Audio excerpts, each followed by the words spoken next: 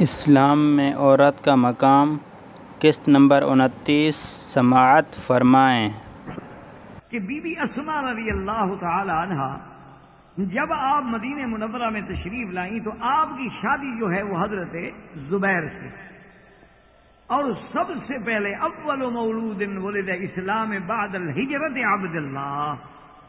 یعنی یہ شان جو ہے صرف سیدہ اسماء کو ملی ہے رضی اللہ تعالی عنہا کہ حضور کے ہجرت کرنے کے بعد سب سے پہلا بچہ جو پیدا ہوا ہے وہ بی بی اسماء کا بیٹا ہے حضرت عبداللہ، جو عبداللہ بن زبیر کے نام سے معروف ہے رضی اللہ تعالی عنہ۔ یہ اول مولود ہیں، حضرت عبداللہ سب سے پہلے مولود ہیں جن کو حضور صلی اللہ علیہ وسلم نے تحنیک بھی فرمائی۔ اور اسی طرح خدا کی شان یہ ہے کہ بی بی اسماء ایک اور امتحان سے گزری کہ انہی کی والدہ جو ہیں وہ قتیلہ ہیں،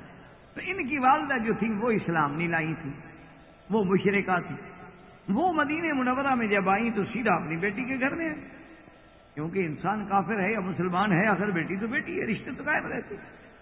لیکن بی بی اسماء رضی اللہ تعالی عنہ نے کہا کہ واللہ، انہوں نے کہا کہ اماں جان میں آپ کی خدمت میں کوئی بھی کام نہیں کر سکتی حتیٰ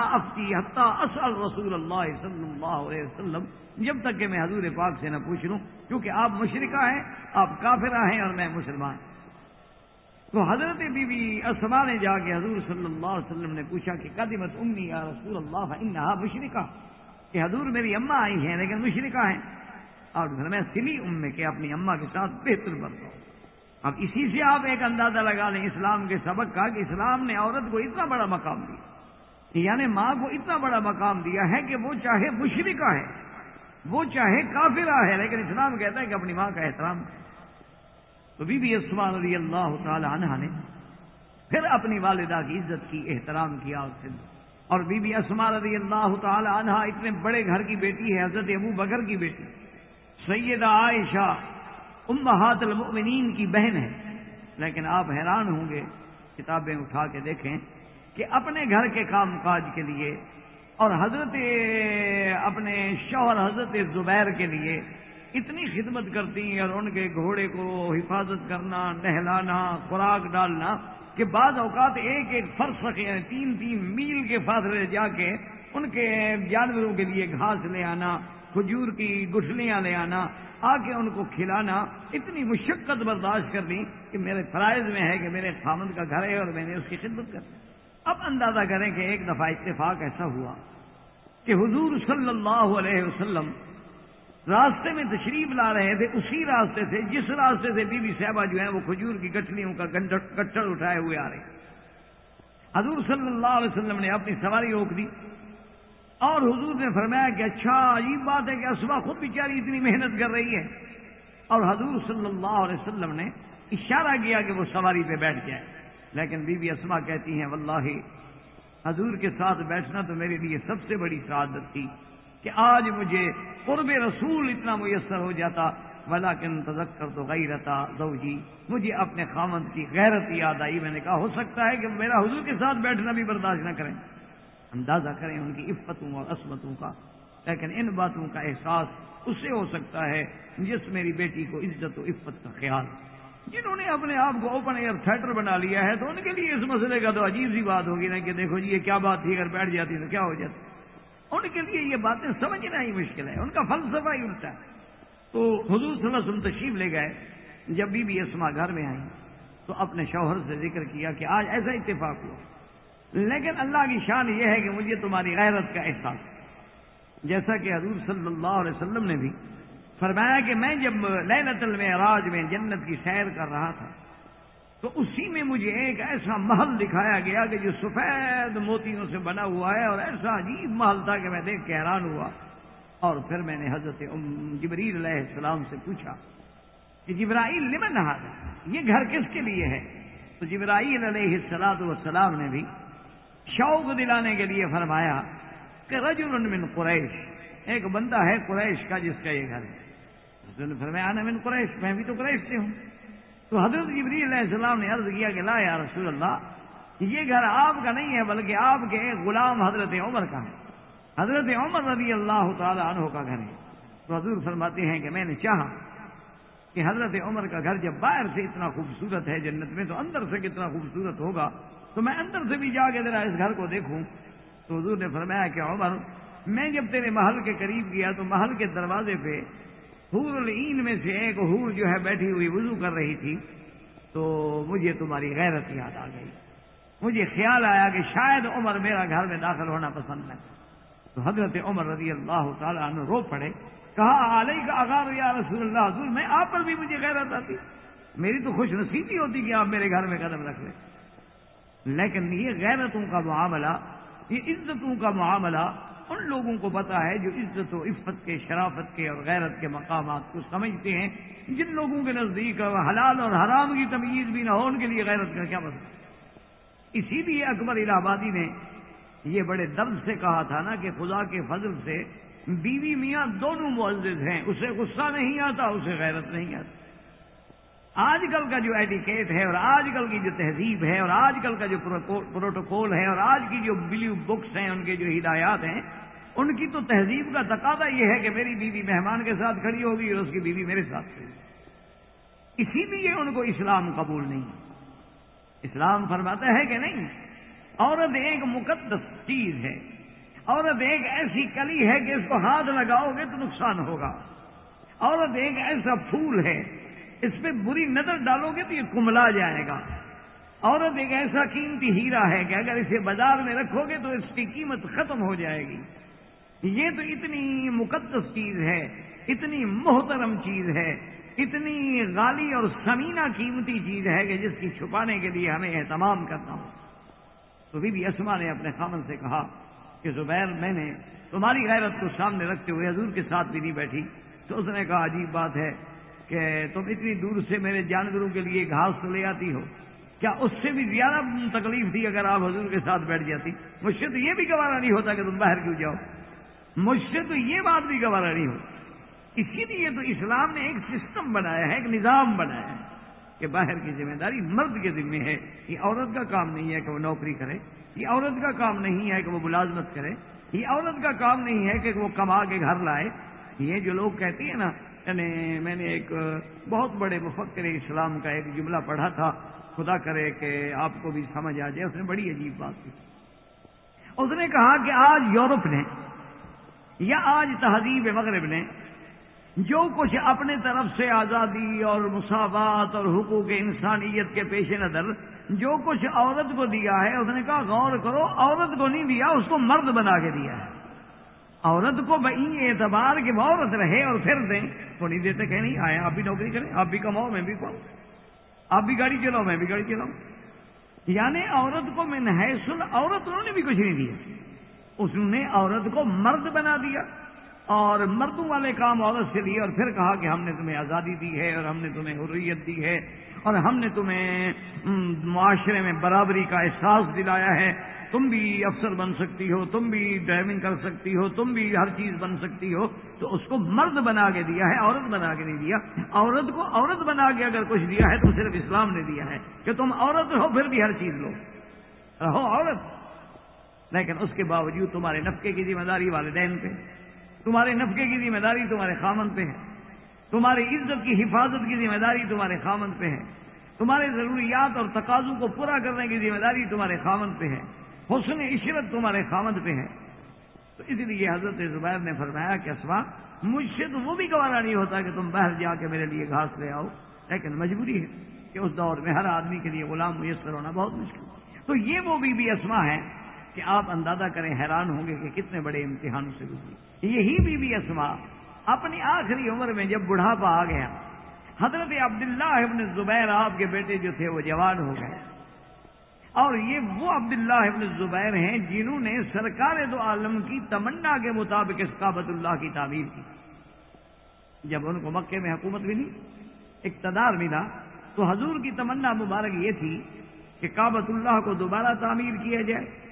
اور جو 7 ہاتھ کا حصہ حتیم کے اندر ہے اس کو بھی داخل کیا جائے،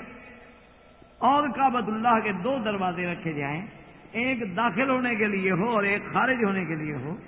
اور کعبۃ اللہ کے دروازے بھی زمین پہ رکھے جائیں تاکہ داخل ہونے والوں کو اور خارج ہونے والوں کو آسانی ہو، حضور نے فرمایا تھا عائشہ تمہاری قوم نے یہ اونچے دروازے لگا دیے، جس کو چاہتے ہیں داخل کرتے ہیں، جس کو چاہتے ہیں داخل نہیں ہونے دیتے۔ تو حضور کی یہ تمنا تھی، تو اس تمنا کو پورا کرنے والا یہ عبداللہ ابن الزبیر، اور یہی وہ عبداللہ ابن الزبیر ہیں کہ جن سے مخالفت ہوئی اور جب حجاج کا اقتدار ہے، اور جب حجاج نے محاصرہ کیا مکے کا، تو عبداللہ ابن الزبیر سب سے پہلے اپنی اماں کی خدمت میں آئے، بی بی اسماء کی خدمت میں آئے اور آگے کہا کہ اماں جان آج وہ وقت آ چکا ہے کہ پورے مکے کے باہر حجاج کی فوجیں ہیں، انہوں نے مجھے اپنے حصار میں لے لیا اور اب میرے سامنے دو راستے، یا تو وہ یہ کہتے ہیں کہ ہمارے ساتھ مل جاؤ اور جو چاہتے ہو لے لو، اقتدار چاہتے ہو، دولت چاہتے ہو، جو چیز تم اپنے منہ سے مانگو گے ہمیں قبول ہے، لیکن تم ہمارے ساتھ مل جاؤ اور ہماری تائید کرو، اور اگر نہیں کرتے ہو تو پھر ہم تمہیں بری طرح سے قتل کریں گے اور سزائے موت دیں گے۔ تو کہا کہ اماں جان اب میرے سامنے یہ دو راستے ہیں اور میرے ساتھی جتنے تھے وہ تقریباً مجھے چھوڑ چکے، تو جب میرے ساتھی نہیں ہیں تو میں مقابلہ کیسے کر سکتا ہوں، میں ان کی فوجوں سے کیسے لڑ سکتا ہوں؟ تو یہ بی بی اسماء ہیں، آپ اندازہ کریں، کہتی ہیں کہ یا ابنی، اے میرے بیٹے مجھے یہ بتاؤ کہ جس راستے پہ تم ہو یہ اللہ کے نزدیک حق ہے؟ تم نے کہا کہ ہاں اماں جان، اس پہ مجھے یقین ہے کہ جس راستے پہ میں کھڑا ہوں بالکل صراط مستقیم ہے، حق ہے، اور میرے دشمن جو ہے وہ غلطی ہے۔ تم نے کہا بیٹا جب حق پہ ہے تو پھر ساتھیوں کو کیا دیکھنا ہے؟ پھر آدمی صراط مستقیم پر ہو اور حق پہ ہو چاہے اکیلا ہو، پھر اللہ تبارک و تعالیٰ کے راستے میں اسے ہر لحاظ سے قربانی دینی چاہیے۔ اس کے بعد ایک اور سوال کیا عبداللہ ابن الزبیر نے، کہنے لگے کہ اماں جان ایک بات ہے، قربانی سے تو میں نہیں گھبراتا، اللہ کے راستے میں موت سے بھی نہیں گھبراتا، لیکن مجھے اندیشہ ہے کہ یہ حجاج بہت بڑا ظالم ہے، مجھے اندیشہ یہ ہے کہ یہ صرف یہ نہیں کہ مجھے قتل کرے گا، یہ مجھے مسلح بھی کریں گے اور مجھے پھانسی پہ بھی لٹکائیں گے اور میری ہر بے حرمتی کریں گے، بس اس بات کا مجھے فکر ہے، ورنہ اللہ کے راستے میں مر جانا تو کوئی بڑی بات۔ تو بی بی اسماء کا حوصلہ دیکھیں، یہ تصور کر لینا تو بڑا آسان ہے نا، لیکن اس مجاہدہ کو دیکھیں، اس مسلمہ کو دیکھیں، اس مومنہ کو دیکھیں، کہنے لگی کہ بیٹا جب بکری کو ذبح کر دیا جائے تو بعد میں لٹکا کے اس کا چمڑا اتارا جائے تو بکری کو کیا تکلیف ہوتی ہے؟ اصل بات تو اللہ کے راستے میں قربان ہو جانا ہے، جب تم قربان ہو جاؤ گے، پھانسی بھی چڑھ جاؤ گے تو کیا ہو جائے گا؟ تو کوئی بڑی بات تو نہیں ہے۔ تو حضرت عبداللہ ابن الزبیر فرماتے ہیں کہ میں حوصلے میں آیا اور میں نے ان سے کہا کہ میں کسی لالچ میں آنے کے لیے تیار نہیں، آخری دم تک میں مقابلہ کروں۔ تو اللہ تبارک و تعالیٰ کے حرم میں انہیں شہید کیا گیا اور شہید کرنے کے بعد انہیں پھانسی پہ چڑھایا گیا۔ اور اب اندازہ کرو کہ ایک اور امتحان سے بی بی اسماء گزرتی رضی اللہ تعالی عنہا، کہ بی بی اسماء کو پتہ لگ گیا کہ میرے بیٹے کو شہید کر دیا گیا ہے، اور صرف شہید نہیں کر دیا، انہو صلب، اسے پھانسی پہ لٹکایا گیا۔ اور وہ حجاج آتا ہے بی بی اسماء کے دروازے پہ اور آ کے کہتا ہے کہ اسماء، چونکہ تم اخت عائشہ ہو، چونکہ تم اخت امہات المؤمنین ہو، چونکہ تم ابی بکر کی بیٹی ہو، اور مجھے اپنے بادشاہ نے حکم دیا تھا کہ عبداللہ ابن الزبیر سے تو ہمارا جھگڑا ہے لیکن بی بی اسماء سے تو نہیں ہے، لہذا دیکھا تمہارا بیٹا اگر ضد نہ کرتا تو ہم اس کو اس حال پہ نہ پہنچاتے۔ تو بی بی اسماء نے کہا کہ حجاج، میں نے بھی حضور پاک سے سنا تھا، آپ نے فرمایا تھا یخرج من بنی ثقیف کذاب و مبیر، کہ بنو ثقیف قبیلے سے ایک سب سے بڑا جھوٹا ہوگا اور ایک سب سے بڑا ظالم ہوگا۔ سب سے بڑا جھوٹا مختار تھا اور سب سے بڑا ظالم تو ہے۔ حجاج کو یہ جواب دینا بی بی اسماء، اس نے کہا اچھا دیکھو نا، پھر میں نے تمہارے بیٹے کے ساتھ ٹھیک کیا ہے؟ تو کیا جواب دیتی ہے؟ فرماتی ہیں افسدت دنیا و افسد آخرتک، تم نے میرے بیٹے کی زیادہ سے زیادہ دنیا خراب کر دی کہ اس کو دنیا میں زندہ نہ رہنے دیا، لیکن اس نے تو حجاج تیری آخرت برباد کر دی، تو ایک صحابی کا قاتل بن گیا ہے، تو تم سے تو زیادہ انتقام میرے بیٹے نے لیا ہے۔ تو حجاج ناکام ہو کے بالکل ذلیل و خوار ہو کے بی بی اسماء کے دروازے پہ لوٹا، اور اسی بڑھاپے میں بی بی اسماء نے ہاتھ میں عصا پکڑا، ٹیک لگاتے ہوئے اس مقام پہ آئیں جہاں بیٹا سولی پہ لٹکا، اس مقام پہ آ کے دور دور سے دیکھا اور کہا رحم اللہ کی تجھ پہ رحمت ہو، میرے سوار تم ابھی بھی گھوڑے سے نہیں اترے ہو، ابھی تک تم اپنی سواری سے نہیں اترے ہو۔ اور اس کے بعد جب بی بی اسماء نے یہ کہا تو خدا کی شان ہے کہ جو بندہ بھی وہاں سے گزرتا وہ کہتا رحم اللہ علیکا ولعن من صلبکا، کہ اے عبداللہ ابن زبیر تجھ پہ اللہ کی رحمت ہو، اور جن لوگوں نے تجھے قتل کیا اور پھانسی دی ہے ان پہ اللہ کی لعنت ہو۔ تو حجاج کو پتا چلا کہ تو کروڑوں لعنتیں مجھ پہ شروع ہو گئی ہیں اللہ کے، انہوں نے کہا جلدی سے اتار۔ تو اس نے اس کے بعد اتارنے کا حکم دیا، لیکن بی بی اسماء اپنے صبر پہ، اپنے مقام پہ، اپنی عظمتوں پہ، اپنی استقامت پہ ہمیشہ قائم ہے رضی اللہ تعالی عنہا ورضاہا۔ تو اسلام نے ان جلیل القدر مسلمات کی زندگی اور تاریخ ہمارے سامنے رکھی۔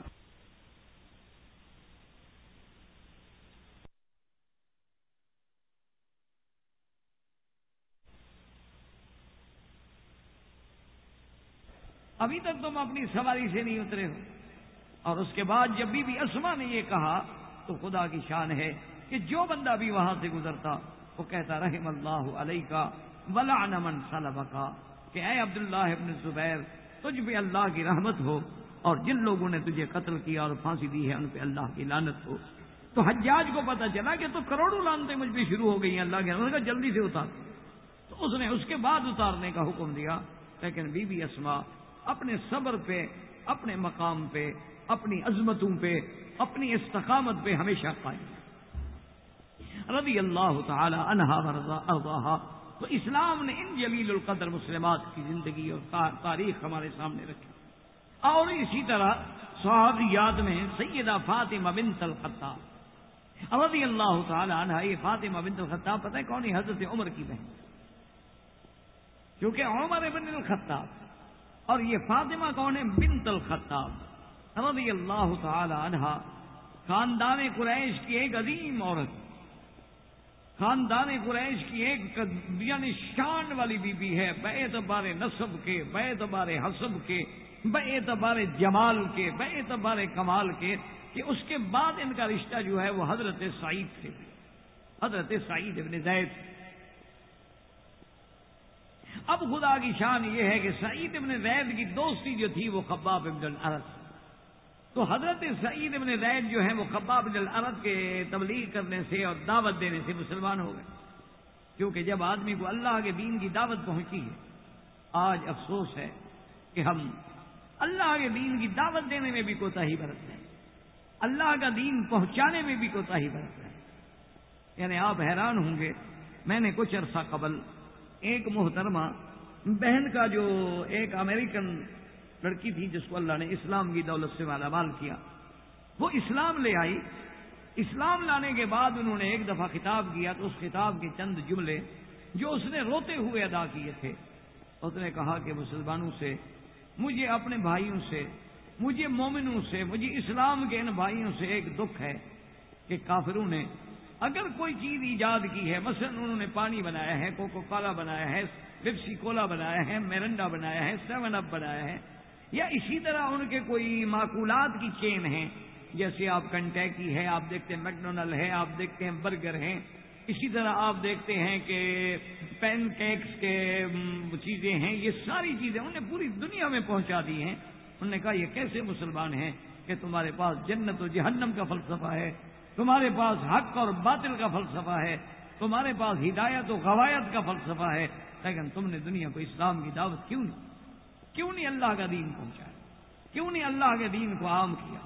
کیوں نہیں تم نے گلی گلی میں جا کے اسے کہا کہ دیکھو آج مجھے اللہ نے اسلام نصیب کیا، میرے والدین جو کفر پہ فوت ہو گئے ان کے کفر پہ مرنے کا گناہگار کون تھا،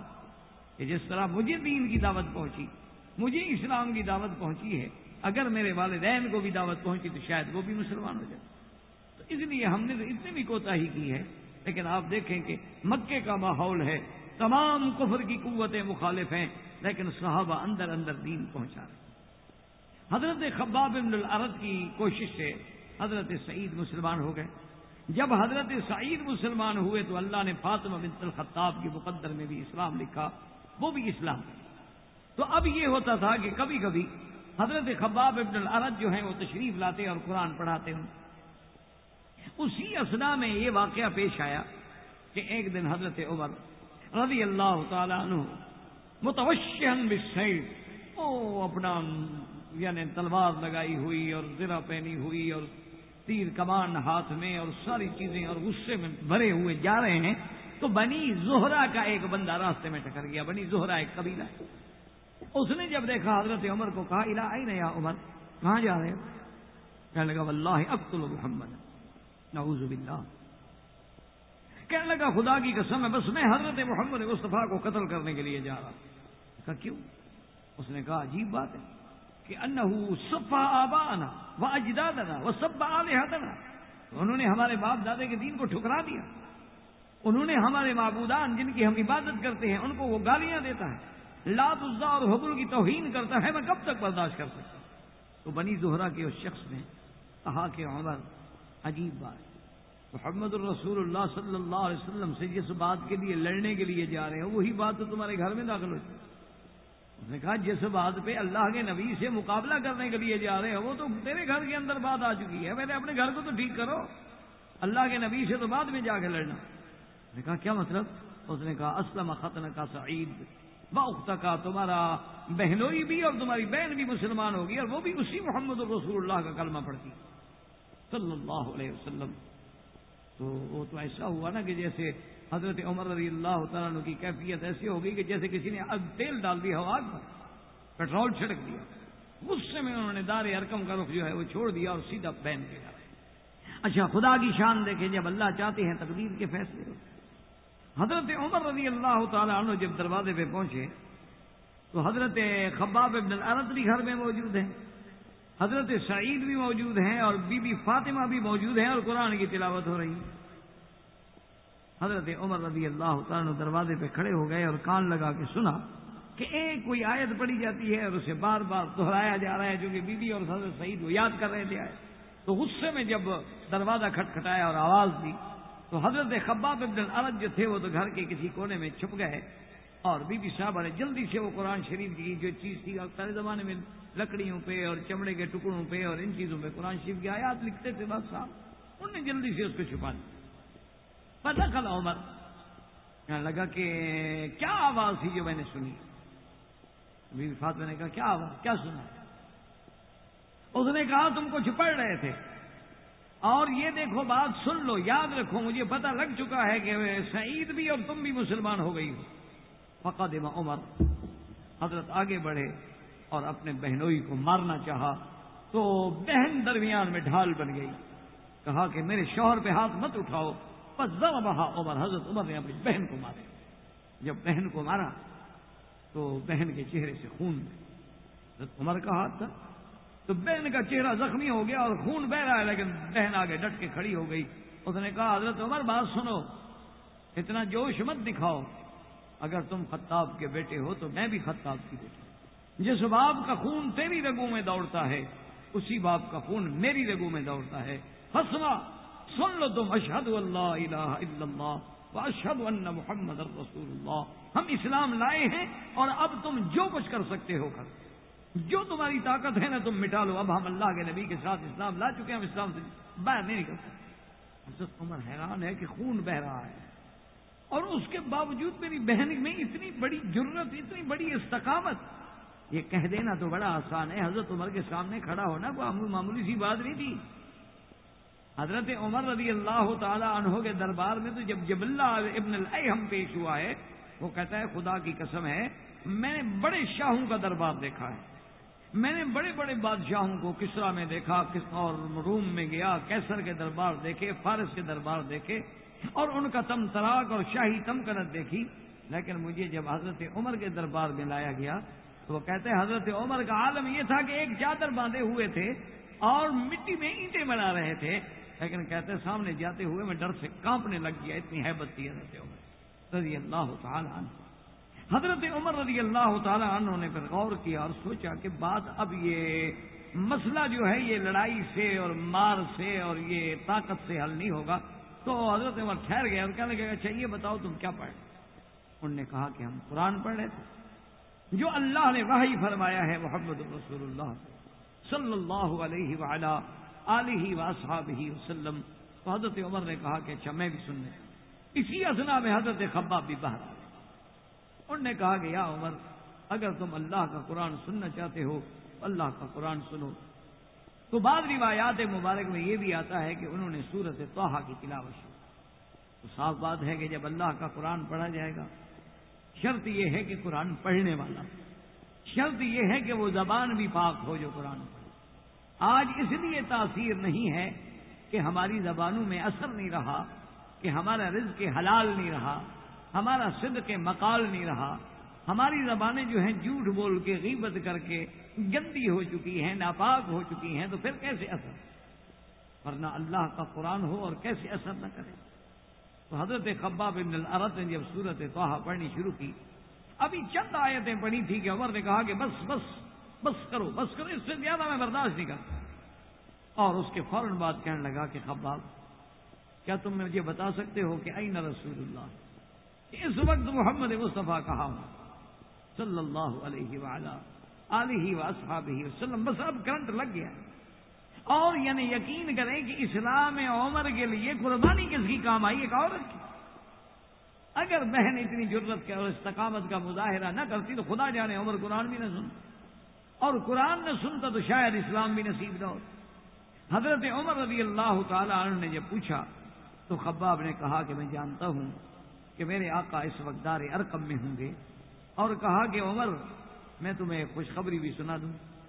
تو حضرت عمر نے کہا کہ وہ کیا خوشخبری ہے؟ اس نے کہا کہ حضور نے چند دن ہوئے کہ کعبۃ اللہ میں بار بار یہ دعا مانگی ہے کہ اللہم اعز الاسلام، اللہم اعز الاسلام باحب الرجلین، میرا اللہ ان دو میں سے جو سب سے زیادہ تجھے محبوب و پسند ہو اس کے ذریعے میرے اسلام کو عزت دے، طاقت دے، غلبہ دے. کون؟ عمرو ابن ہشام، ابی جہل یا عمر ابن الخطاب، ان دو میں سے میرا مولا کسی کو مسلمان ہے. کیونکہ ظاہری طور پر اسلام کے لیے اسباب غلبے کے جو ہیں وہ تب ہو سکتے ہیں کہ کوئی طاقت والی چیز جو ہے وہ اسلام میں داخل. اسی لیے علماء کہتے ہیں کہ سب سے پہلے جب دعوت کا کام کرنا ہو، سب سے پہلا حکم یہ ہے کہ اپنے اقربین میں، اپنے عزیزوں میں، رشتہ داروں میں دعوت پہنچائیں، اور اس کے بعد علاقے کے بڑے لوگوں سے بات کریں. جیسے اللہ نے موسیٰ علیہ السلام کو فرمایا تھا اذهب الى فرعون انه طغى، ورنہ موسیٰ علیہ السلام کو صرف فرعون کے لیے تو نبی نہیں تھے، اب تو پورے بنو اسرائیل کے بھی نبی، قبط کے لیے بھی نبی، اس زمانے میں جتنے لوگ ہیں ان کے لیے بھی نبی ہیں. لیکن حکم ہوا کہ نہیں فرعون سے. اور اس سے ہمیں سبق ملتا ہے کہ حق جو ہے جب وہ ٹکراتا ہے تو اس کے سامنے پھر بڑے چھوٹے کی کوئی بات نہیں ہوتی. حضرت خباب بن الارت نے جب خوشخبری سنائی اور کہا عمر معلوم ہوتا ہے استجاب اللہ دعاء نبیہ محمد صلی اللہ، مجھے تو معلوم یہ ہوتا ہے کہ حضور کی دعا اللہ نے قبول کر لی ہے، حضور کی دعا اللہ نے سن لی ہے. اس لیے علماء لکھتے ہیں کہ جتنے صحابہ ہیں وہ سارے کے سارے مرید نبی ہیں، اور حضرت عمر جو ہیں وہ مراد محمد مصطفیٰ ہیں کہ جن کو حضور نے خود مانگا. حضرت عمر رضی اللہ تعالی عنہ حاضر ہوئے، دار ارقم میں جب پہنچے ہیں تو اندر صحابہ موجود ہیں اور اس وقت کھل کے دین کی تبلیغ ہوتی. جب انہوں نے آواز دی تو ایک صحابی نے جا کے عرض کیا کہ یا رسول اللہ عمر علی بابک. عجیب بات ہے کہ عمر دروازے پہ آ گیا، اس کا مطلب اس کو پتہ لگ گیا کہ ہم یہاں جمع ہوتے، کیونکہ ان کے دماغ میں تو نہیں ہے نا کہ اللہ نے ایک عورت کی قربانی سے آج عمر کو بدل دیا ہے، آج وہ عمر نہیں رہا، آج اس میں تبدیلی آ چکی ہے. تو بعض روایات میں یہ آتا ہے کہ اس وقت حضرت حمزہ بھی موجود ہے رضی اللہ تعالی عنہ، اور انہوں نے کہا کہ صحابہ سے کہ کھول دو دروازہ، کوئی بات نہیں، اگر عمر آیا ہے تو کیا ہو گیا، اگر عمر کسی اچھی نیت سے آیا ہے تو خدا کی قسم سب سے پہلے میں بڑھ کے استقبال کروں گا، اور اگر عمر کی کوئی نیت خراب ہے تو کوئی اکیلا ماں نے عمر کو تو بہادر نہیں پیدا کیا، ہم بھی مقابلہ کریں گے. حضور صلی اللہ علیہ وسلم نے فرمایا کہ کھول دو دروازہ. دروازہ کھولنے کی دیر تھی کہ عمر کی تو آنکھیں جھکی ہوئی اور کہا ابسط یدک یا رسول اللہ، حضور میں لڑنے نہیں آیا، میں تو اپنے آپ کو سونپنے آیا ہوں، میں تو کلمہ پڑھنے. تو حضرت عمر رضی اللہ تعالی عنہ کا اسلام ہے، حضرت عمر رضی اللہ تعالی عنہ کا ایمان، اس کے نصیب ہونے کی سبب کون ہے؟ صرف وہ بی بی صاحبہ ہے فاطمہ بنت الخطاب رضی اللہ تعالی عنہا، کہ جس کے ذریعے اللہ تبارک و تعالی نے یعنی حضور صلی اللہ علیہ وسلم کے سب سے بڑے دشمن کو اسلام لانے پہ مجبور کر دیا، اور وہ سب سے بڑا محافظ بنا اسلام. یہ اللہ کے سبب. اسی لیے آپ اندازہ کریں کہ ایک اور صحابیہ کا واقعہ آتا ہے کہ ایک دن حضور سفر میں ہیں رضی اللہ تعالی عنہ، صحابہ موجود ہیں، سرکار دو جہاں موجود ہیں، سفر کا عالم ہے، اور اتفاق ایسا ہے کہ صحابہ اس مقام پہ ہیں کہ پانی، کیونکہ آپ جانتے ہیں کہ یہ عرب کا علاقہ جی صحرا ہے، آپ یہاں سے اگر سفر کریں مدینہ منورہ کے لیے سفر کریں